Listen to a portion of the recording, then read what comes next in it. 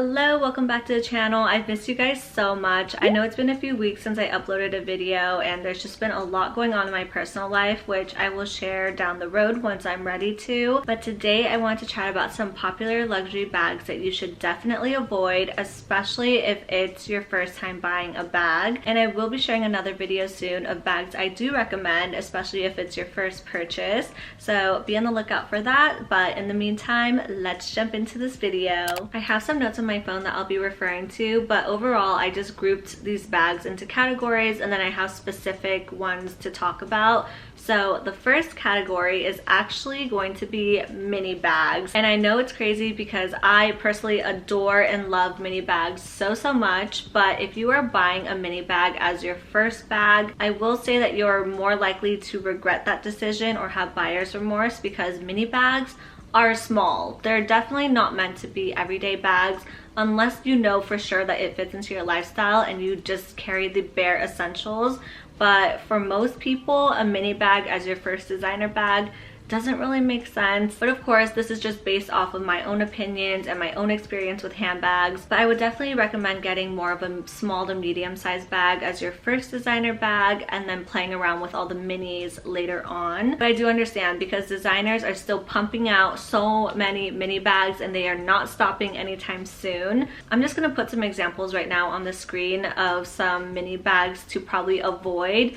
My rule of thumb when it comes to mini bag is if it doesn't fit my phone, it's a no. I know that there's a small handful of mini bags out there as well that are definitely more practical, but again, only you know your lifestyle and you definitely have to stay true to yourself because it is very easy to fall into temptation. So as much as we love mini bags, stay away from them as your first purchase. The next category is raffia or straw bags, which are definitely having a moment right now. There's always a surge in them whenever it's like spring, summertime, but I will say do not get this as your first bag because one, it's seasonal, and two, it's still a lot of money for a straw bag at the end of the day. If you look across all the luxury brands, a straw bag can easily start at $1,000 just like that. Right off the bat, I'm thinking of the Prada raffia totes that are so incredibly popular. They are really cute, but you will not be able to wear them year round. Also, the Loewe raffia bags are really popular as well. YSL ones are really popular. I would just say avoid all of them.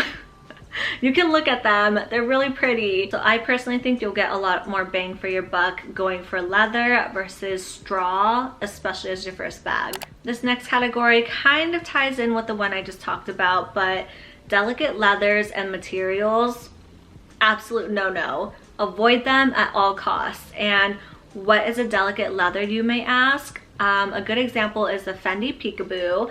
I had that myself and I absolutely love the bag. However, it's scratched so easily. It is literally one of the only bags that have ever gotten a scratch, like a major like visible scratch. I don't have it with me anymore. I actually rehomed it, but I thought I could handle the leather. I cannot, and I'm very careful with my bags, so that one is no longer with me. So avoiding those really extra soft, supple leathers such as like a lambskin.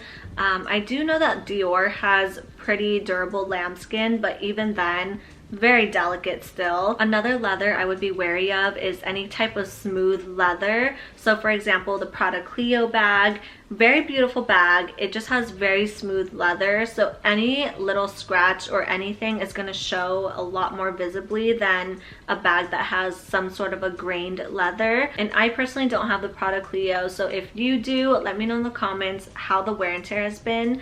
But I have heard that it does scratch really easily. Same with the Celine Triomphe. There are certain leather versions of the bag that do scratch really easily with the Celine Triomphe, so I would watch out for that. I know that bag is so popular, everyone loves it. And also just any type of patent leathers, those are really difficult to take care of. I do not have a patent bag, nor do I want one because I have seen what the pre-loved ones look like and it's just really hard not to scratch it. Once you get a scratch on a patent leather, it's almost impossible to remove it because it's the way that the bag is coated. Tweed is also another material I would strongly advise against. I personally have not purchased tweed because I'm too scared that it will get caught on something like a zipper and snag or pull, and once that happens, all you can really do is just like clip off the excess fabric, because there's no way for you to just reel it back into where it was. Any type of silk material as a bag is going to be so incredibly delicate. I would not recommend it as your first bag. And the last very specific bag that I have on this list, which some of you might chuckle at because I love the look of this when it first came out, but I feel like it's being so overdone. And also just after seeing it in person, I do not agree with the leather quality versus the price that you're paying for it.